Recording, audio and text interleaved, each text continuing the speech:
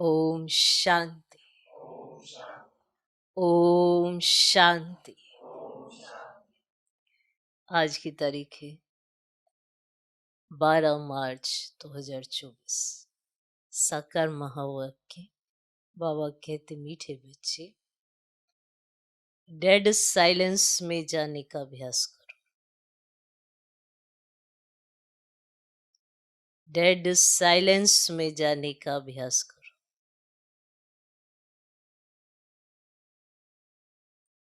बुद्धि बाप की तरफ रहे तो बाप भी तुम्हें अशरीरी बनने के लिए साकाश देंगे। बुद्धि बाप की तरफ रहे तो बाप भी तुम्हें अशरीरी बनने के लिए साकाश देंगे।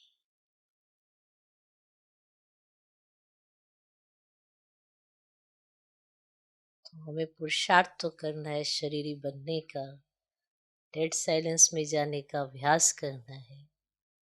तो हम सभी प्रयास में लगे हैं, सभी प्रयास करते हैं कि हम इस स्थिति को प्राप्त करें। तो भगवान का साथ अगर मिल जाए कि ये स्थिति सहज प्राप्त हो सकती है तो क्या बात है ना। मुश्किल तो फिर कुछ भी नहीं है। तो इतने समय का अभ्यास है देह अभिमान में आने का, अपने को शरीर समझने का। जबकि ये कंट्रास्ट बिल्कुल साफ है कि आत्मा शरीर के द्वारा पार्ट बजाती है, शरीर पार्ट नहीं बजाता। आत्मा शरीर के द्वारा पार्ट बजाती है। शरीर इंस्ट्रूमेंट है पर ताकत आत्मा है। और ये अभ्यास हमको करना है इस एक जन्म में। जन्म को पता नहीं कितने वर्ष हैं या कितना समय बाकी है, हर एक का अपना अलग अलग है। तो कब किसका कौन सा समय आए पता नहीं है, या कौन सा हिसाब किताब सामने आ जाए, कोई कर्म भोग आ जाए, वो भी पता नहीं है। तो जो भी समय मिले उसे देखे कि हम कहाँ लगाते हैं। बाबा की याद में लगाते हैं, सफल करते हैं या व्यर्थ गवाते हैं, समय तो उतना ही है, पर उसको कैसे लगाए। तो डेड साइलेंस का अभ्यास करना, तो वो होगा तभी जब अपने को आत्मा समझेंगे। और इसकी प्रैक्टिस बारंबार करनी है। देह अभिमान तो घड़ी घड़ी आ जाता है, बार बार आता है। अपनी देह की तरफ बार बार ध्यान जाता है, दूसरे की देह की तरफ भी ध्यान जाता है। अभ्यास तो कम है, अभ्यास बढ़ाना है। जिसको ये लगता कि मुझे करना ही है तो वो बहुत अटेंशन देगा। जैसे स्कूल में भी जाते हैं, मालूम है इस सब्जेक्ट में थोड़ा मैं कच्चा हूँ, तो अटेंशन भी वो जास्ती देता है। फिर बाद में उस सब्जेक्ट में वो स्कॉलरशिप भी ले सकता है क्योंकि अटेंशन दिया। तो ऐसा ही हमारा है, समय का भरोसा नहीं, तन का भरोसा नहीं, कब कहा क्या होगा भरोसा नहीं, क्योंकि समय ऐसा आन पड़ा है अब। तो अभ्यास तो चाहिए, पर जब हम अभ्यास करें भगवान हमें साकाश दे, मन शक्ति दे कि हम वो अभ्यास सहज रीति कर पाए। भगवान हमको सिक्योर करे माया से। सोचो, एक ऐसे कवच में रखे कि बच्चे तुम सेफ रहो। ये सबको नहीं मिलता, पर जिनको मिलता है उनको इसकी कदर होनी चाहिए कि बाबा ने मुझे एक ऐसे कवच में रखा है कि मैं बचा हुआ हूँ। तो अगर मैं अभ्यास करता जाऊंगा, अशरीरी बनने का अभ्यास बढ़ाऊंगा, तो बाबा भी साकाश देंगे। इस पॉइंट पर ही अगर सोच लें कि भगवान साकाश देगा, माना भगवान मदद करेगा, आपको कुछ नहीं करना, भगवान आपकी मदद करेगा। इतनी बड़ी बात। मनुष्य भी किसी मनुष्य को मदद करता है तो याद रखते हैं ना उसने मदद की थी। सोचो भगवान मदद करेगा, तो इसका एहसास होना बहुत जरूरी। अगर भगवान से मदद चाहिए तो उनका कहना मानना आना चाहिए, तो वो मदद करता ही करता है। तो कहना मानेंगे तो बनेंगे, ऐसे कैसे बन पाएंगे? भले हम कितना भी प्रयास करें, होगा नहीं। पर भगवान की जब मदद मिल जाएगी तो कितना थोड़ा सा भी अभ्यास शुरू करेंगे ना, तो बहुत ताकत मिलेगी और हो जाएगा। श्री बाबा कहते, मीठे बच्चे, डेड साइलेंस में जाने का अभ्यास करो।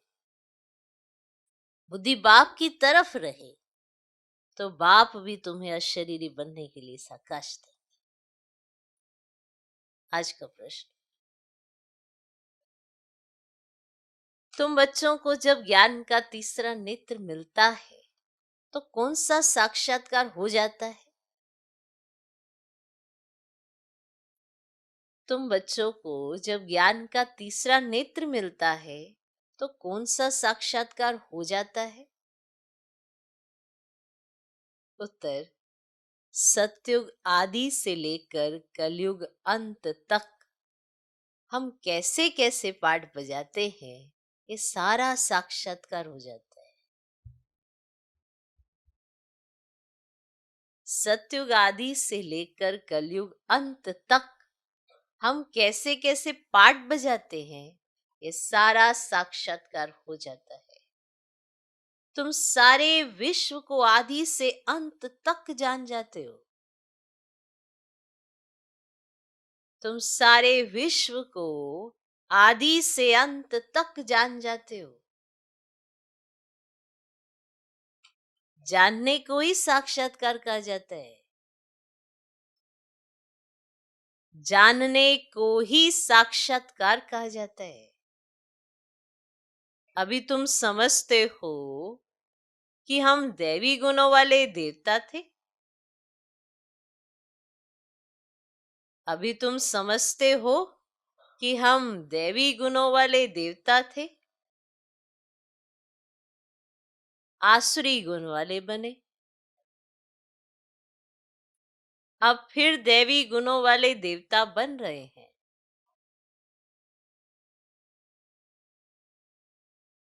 अभी हम नई दुनिया, नए घर में जाएंगे।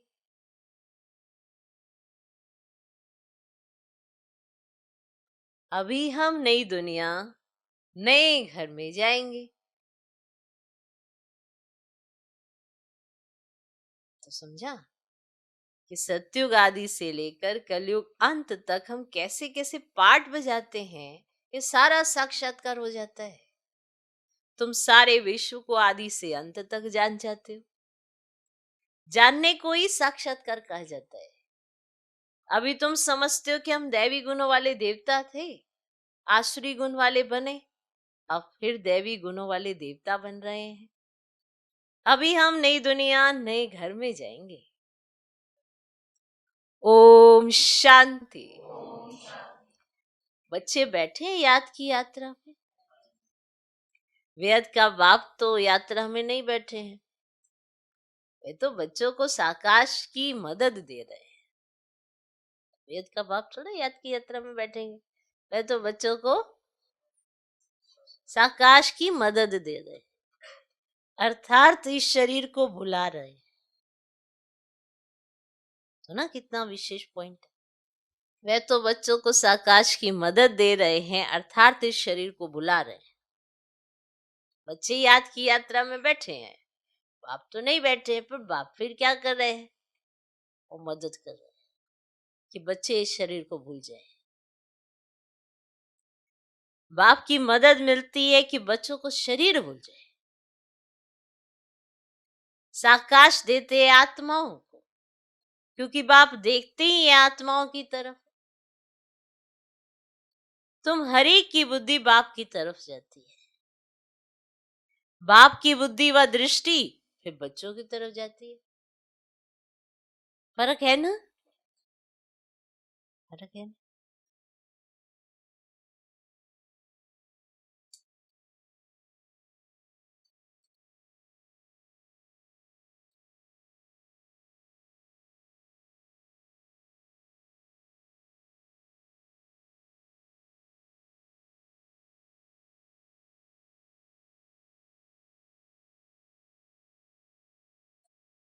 फिर एकदम से डेड साइलेंस हो गया।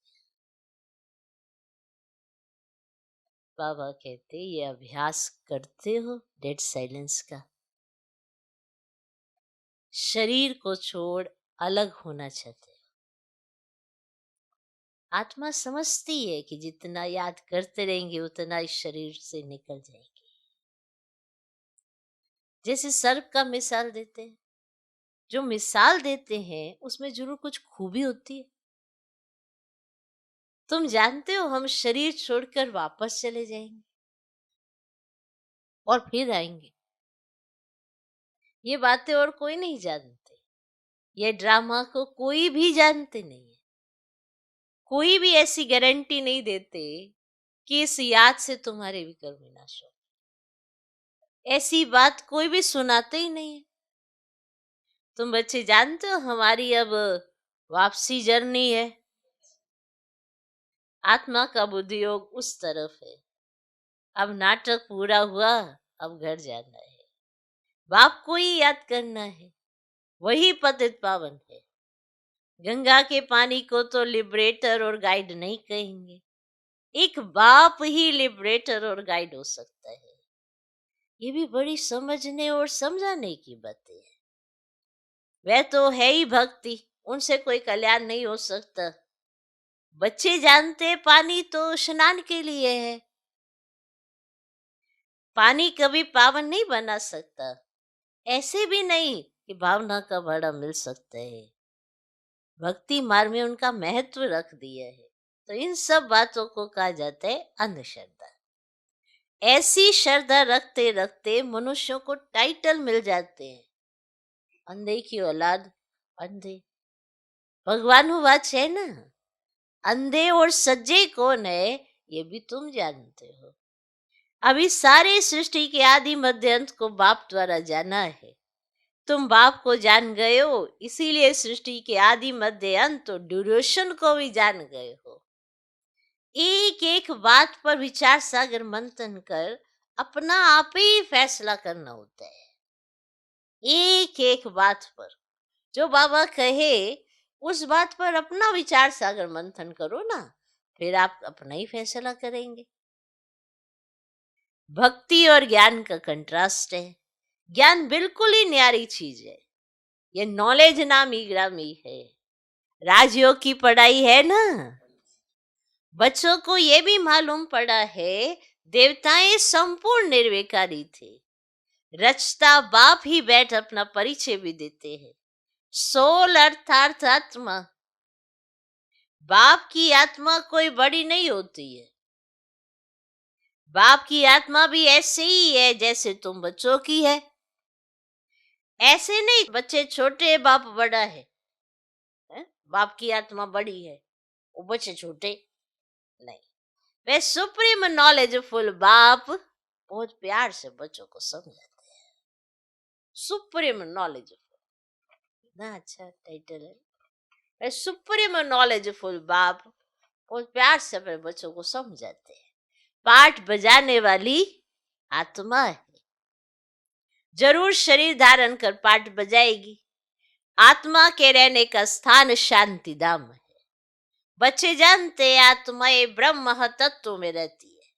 जैसे हिंदुस्तान में रहने वाले अपने को हिंदू कह देते हैं, वैसे ही ब्रह्मांड में रहने वाले फिर ब्रह्म को ईश्वर समझ बैठे हैं।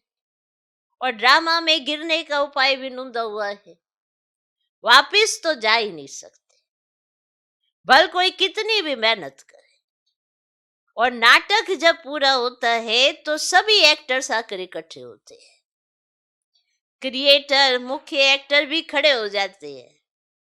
बच्चे जानते अब यह नाटक पूरा होता है।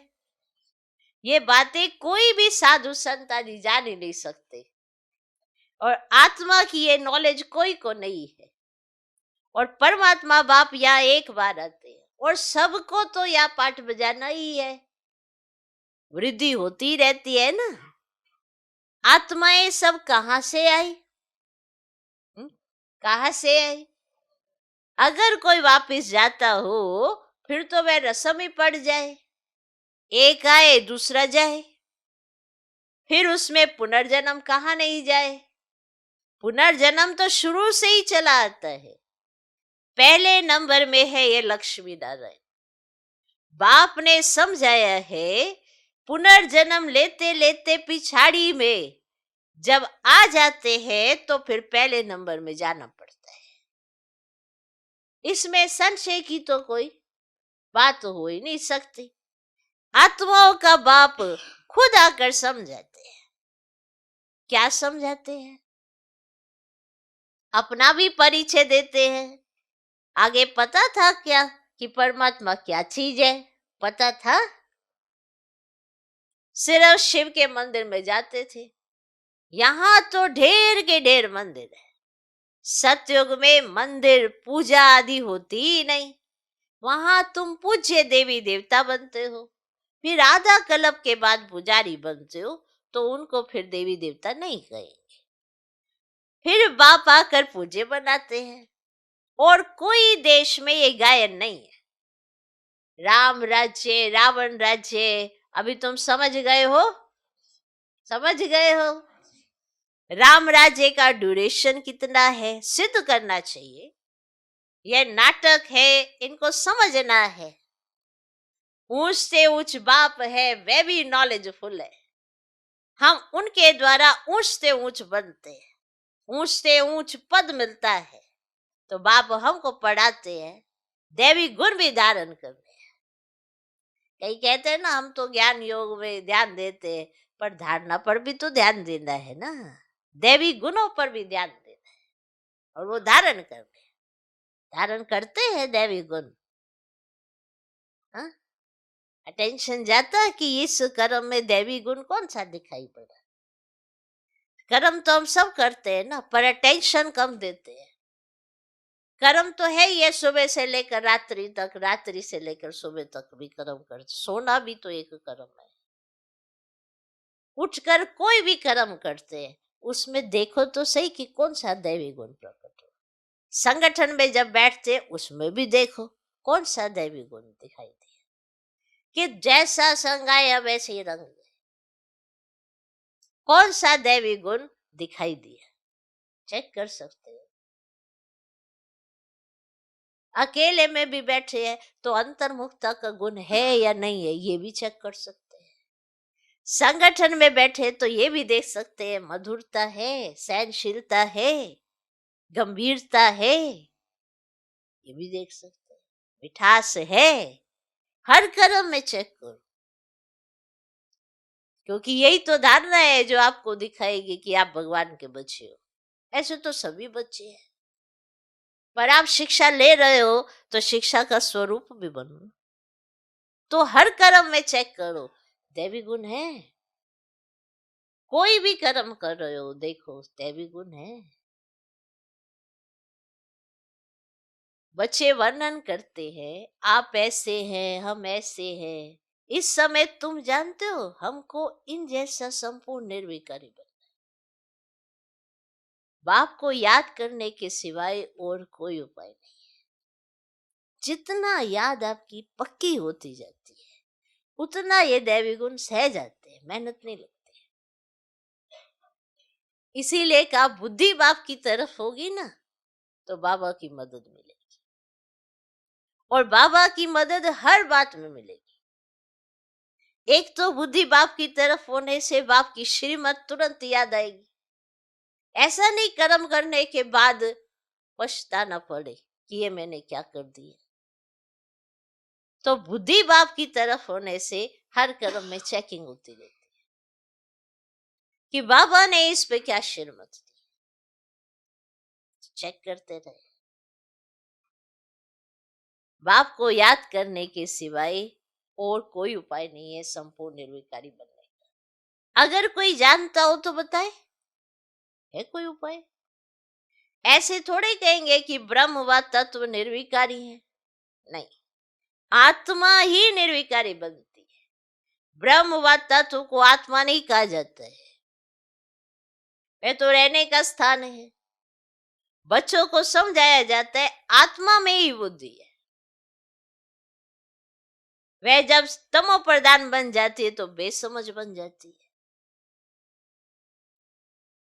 कौन? और बुद्धि कहाँ है?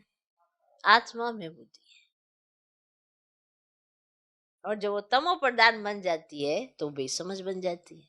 अब बुद्धि चट हो जाएगी तो फिर आत्मा क्या करेगी? इसलिए कहते हैं सद्बुद्धि दो, और भगवान सद्बुद्धि दो।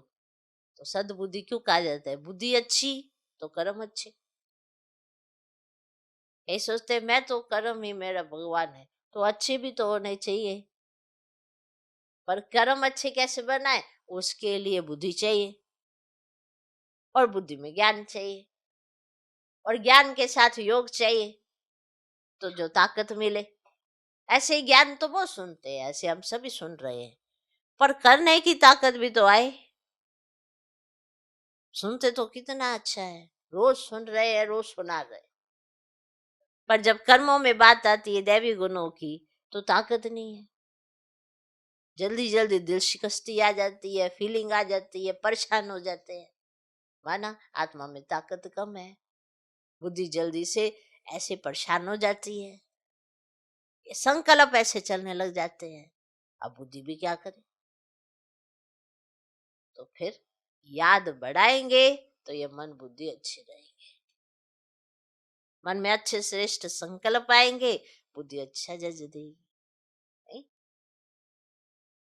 वरना जब तम प्रधान बन जाते हैं तो बेसमझ बन जाते हैं। माना ऐसे ऐसे कर्म हो जाते हैं जो देता कोई, अरे ये तो देखो क्या कर रहे हैं।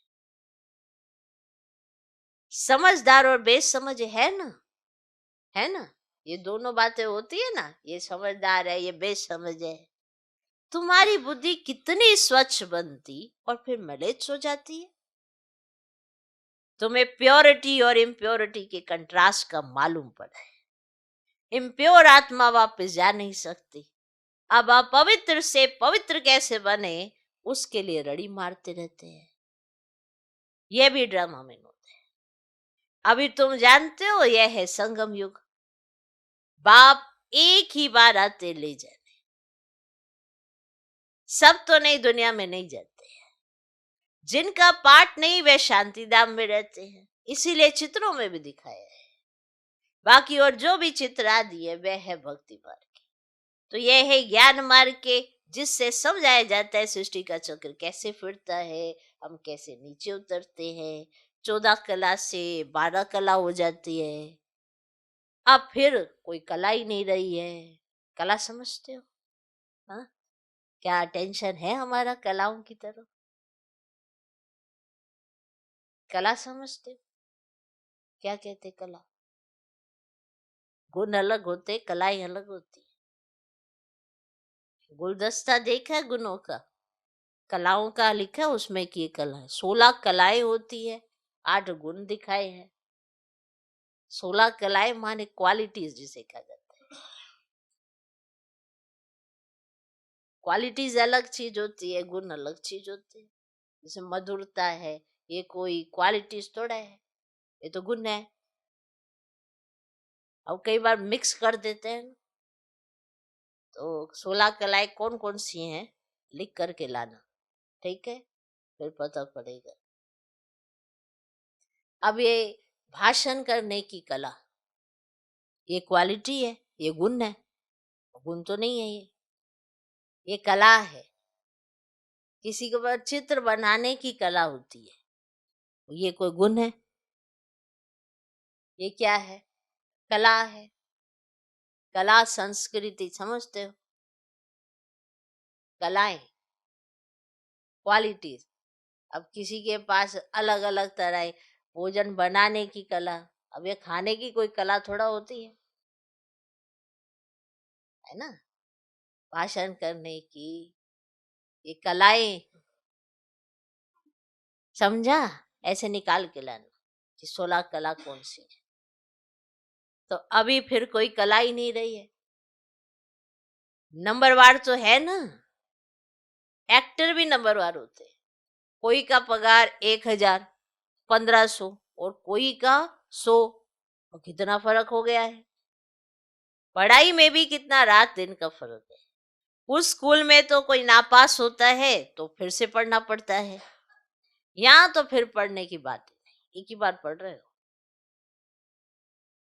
पद कम हो पड़ता है, अगर नहीं पढ़ते ठीक से तो पद कम हो जाता है, फिर कभी पढ़ाई होगी ही नहीं, फिर ये वाली पढ़ाई दोबारा नहीं होगी, वो वाली पढ़ाई हो जाएगी, ये वाली नहीं होगी। एक बार ही पढ़ाई होती है, और उसमें भी देखो हम कहाँ कहाँ फंसे पड़े, अटेंशन भी कम है, बाप भी एक ही बार आते हैं, बच्चे भी जानते हैं पहले पहले एक ही राजधानी थी, ये तुम किसको भी समझाएंगे तो मानेंगे। अब क्रिश्चियन लोग साइंस में भी बहुत तीखे हैं, और सब उन्हों से ही सीखे हैं, उन्हों की ना तो इतनी पारस बुद्धि ना पत्थर बुद्धि होती है, इस समय उन्हों की बुद्धि कमाल कर रही है, समझा बुद्धि का कितना विशेष रोल है। साइंस का प्रचार सारा इन क्रिश्चियन से निकला है, वो भी सुख के लिए ही है। तुम जानते हो इस पुरानी दुनिया का विनाश तो होना ही है, जानते हो ये बात, कहीं भूल जाओ बीच बीच में कि ऐसे ही चलता रहेगा, ऐसे नहीं चलना है। ये अचानक मौसम बदलते हैं, आपको क्या लगता है सर्दी ही चलती रहेगी, या गर्मी ही चलती रहेगी, या वर्षा ही होती रहेगी? नहीं ना, बदलते हैं ना, सब बदलते हैं, सारी ऋतुएं आती है, सब बदलते हैं। आप बदलते हो जाके, आपने बदला नहीं, प्रकृति है वो बदलती है। ये वर्ल्ड ड्रामा भी तो चल रहा है, विनाश तो होना है, सत्युग तो आना है, पर आपने जाना है नहीं जाना वो तो आपका पाठ है। बाबा ने सबसे अच्छे से समझा दिया, समझाया ना बाबा ने। अब कितना समझा कितना नहीं समझा यार, एक की अपनी अपनी बात है। तो विनाश तो होना है ना, होना कि नहीं होना?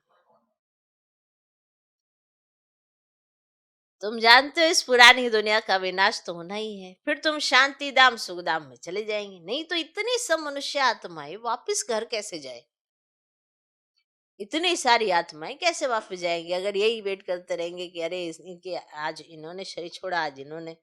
होलसेल में जानी है ना, तो विनाश तो होना ही है।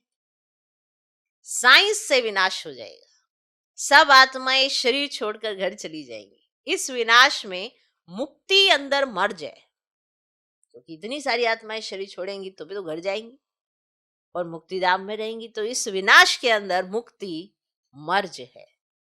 आधा कलम मुक्ति के लिए मेहनत करते आए हैं ना, तो साइंस और कैलेमिटीज जिसको कुदरती आपदाएं कहते हैं, ये भी होनी चाहिए। समझना चाहिए लड़ाई निमित्त बनती है मुक्ति धाम में जाने के लिए। इतने सबको मुक्ति धाम में जाना है, तुमने भल कितनी भी मेहनत की, गुरु किए, हठ योग सीखे, कोई भी मुक्ति धाम जा ना सके। इतने साइंस के गोले आदि तैयार हुए हैं, समझना चाहिए कि विनाश जरूर होगा। ये जो गोले बना रखे हैं इतने सारे, ये ऐसे नहीं कि उन्हें देखने के लिए बनाए हैं या शोपीस में रखने के लिए। समझना चाहिए कि विनाश जरूर होगा। नई दुनिया में तो जरूर बाकी बहुत थोड़े होंगे, बाकी सब मुक्ति धाम में चले जाएंगे। और जीवन मुक्ति में तो पढ़ाई की ताकत से आते हैं। कौन सी पढ़ाई? वो वाली, ये वाली। जितना जास्ती आप बाबा की याद से और इस पढ़ाई से अपने आप को श्रृंगारते हैं, संवारते हैं, उतना नजदीक आते हैं। देखो नजदीक हर कोई रहना चाहता है, पर कर्म भी देख ले,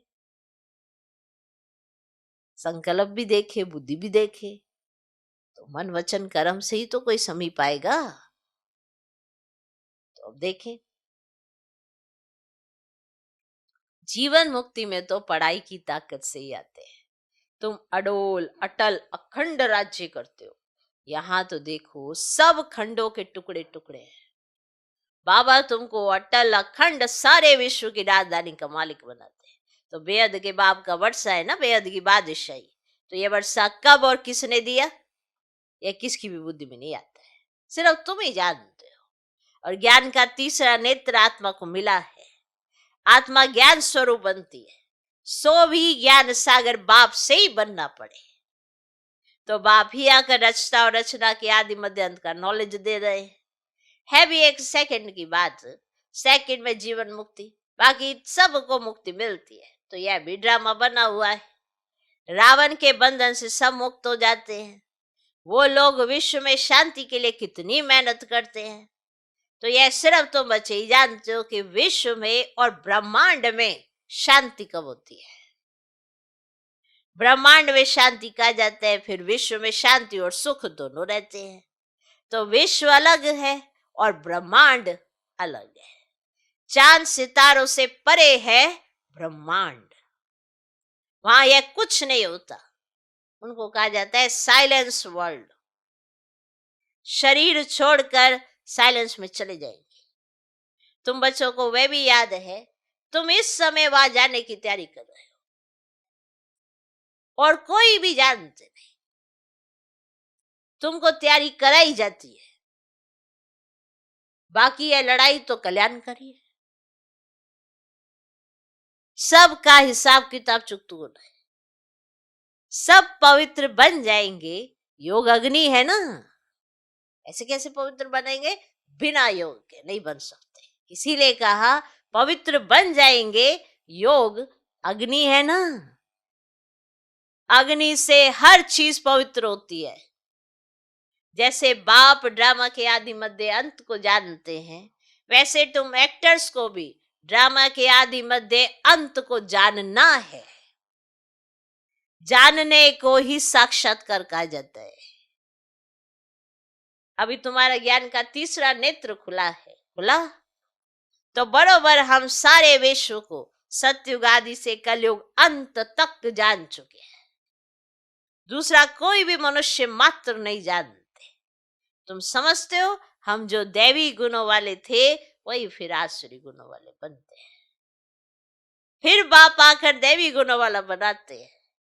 तो बाप आते ही है ना पतितों को पावन बनाने। तो दुनिया में और कोई को यह पता नहीं है कि देवी देवता घराने वाले ही पूरे 84 जन्म लेते हैं, पावन भी तो भी पतित भी बनते हैं। तो ये किसकी बुद्धि में नहीं है। अभी तुम समझते हो ये जो जड़ चित्र है, एक्यूरेट फोटो तो कोई निकाल ना सके। तो वह तो नेचुरल गोरे हैं, है ना, प्योर प्रकृति से शरीर भी प्योर बनते हैं। और यहाँ तो इम्प्योर है। यह रंग बिरंगी दुनिया सत्युग में नहीं होगी। श्री कृष्ण को कहा जाता है श्याम सुंदर, और सत्युग में है सुंदर और कलयुग में है श्याम। और सतयुग से कलयुग में कैसे आते हैं तुमको नंबर 1 से लेकर मालूम पड़ा है। और श्री कृष्ण तो गर्भ से निकला और नाम मिला, नाम तो जरूर चाहिए ना। तो तुम कहेंगे श्री कृष्ण की आत्मा सुंदर थी फिर श्याम बनी, इसलिए श्याम और सुंदर कहा जाता है। उनकी जन्म पत्री मिल गई तो सारे चक्र की मिल गई, समझा। श्री कृष्ण की जन्म पत्री मिल गई तो फिर तो सारे चक्र की मिल गई।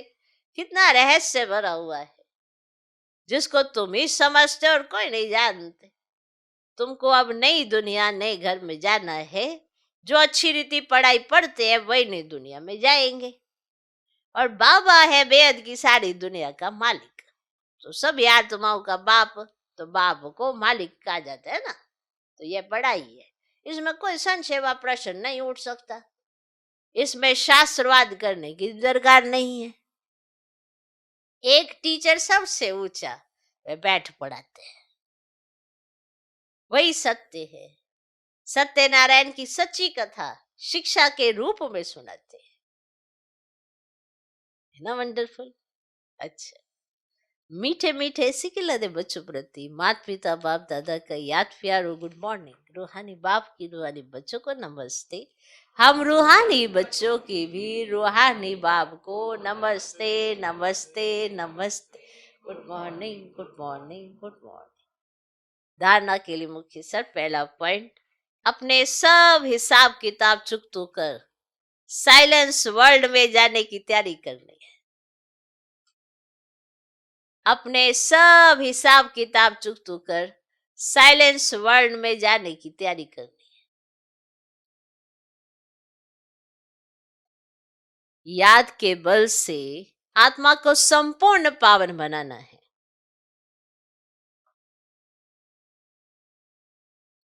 याद के बल से आत्मा को संपूर्ण पावन बनाना है।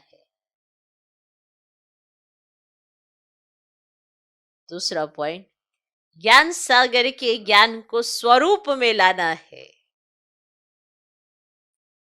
ज्ञान सागर के ज्ञान को स्वरूप में लाना है।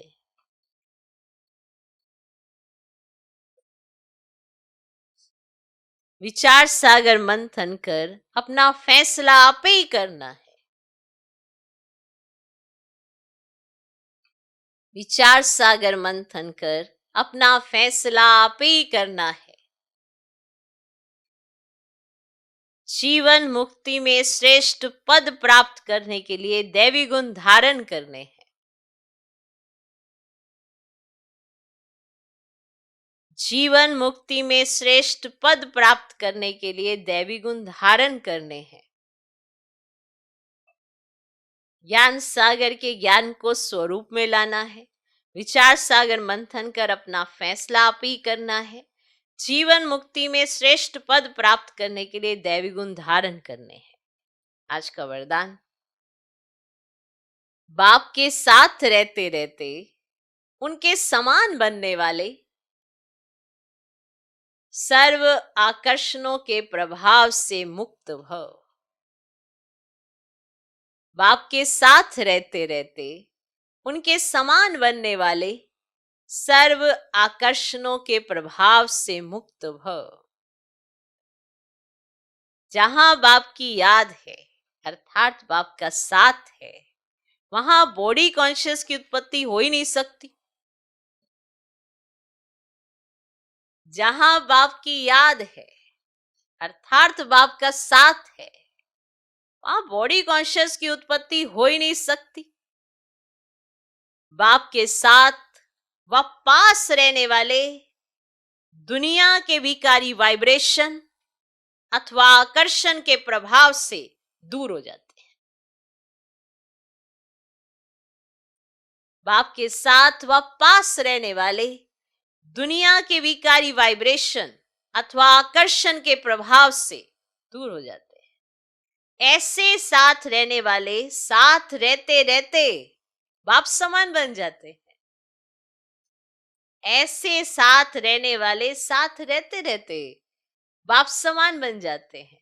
जैसे बाप ऊंचे ते ऊंचा है, ऐसे बच्चों की स्थिति भी ऊंची बन जाती है। नीचे की कोई भी बातें उन पर अपना प्रभाव डाल ही नहीं सकती। बाप के साथ रहते हैं, बाप के साथ ही जीते हैं, तो साथ रहते रहते बाप समान बन जाते हैं। आज का स्लोगन, मन और बुद्धि कंट्रोल में हो तो अशरीरी बनना सहज हो जाएगा। मन जो श्रेष्ठ संकल्पों की उत्पत्ति करे, जो बाप के साथ की उत्पत्ति करे, बुद्धि जो बाप में ही लगी रहे, जो हर घड़ी बाप को ही देखती रहे, मन सिर्फ बाप में लगा रहे, बुद्धि से बाप की तरफ ही नजर रहे, ऐसे बच्चे तो सहज अशरीरी बन जाते। शरीर की तरफ उनका भान खत्म होता जाता है, ना अपने शरीर में ना दूसरे के शरीर में, तो ऐसे तो अशरीरी बन जाएंगे। तो मन और बुद्धि अगर कंट्रोल में है आत्मा के, तो अशरीरी बनना सहज हो जाएगा। ये नहीं कि बुद्धि कहीं भी जा रही है, मन कुछ भी संकल्पों को रच रहा है, तो अशरीरी नहीं बन सकते, क्योंकि मन पर बहुत जल्दी प्रभाव पड़ता है। कहते हैं मन बड़ा चंचल है। चंचल क्यों कहा जाता है? कि इस पे बहुत जल्दी प्रभाव पड़ जाता है। बाप के साथ का कम पड़ता है, माया का जल्दी पड़ जाता है, वो सहज लगता है। और बाप का साथ बड़ा मुश्किल लगता है, सोचते कि नहीं हमारे साथ तो पता नहीं। तो मन और बुद्धि अगर आत्मा के कंट्रोल में है तो अशरीरी तो बन जाएंगे, बहुत सहज हो जाएगा, मेहनत नहीं लगेगी। ओम शांति।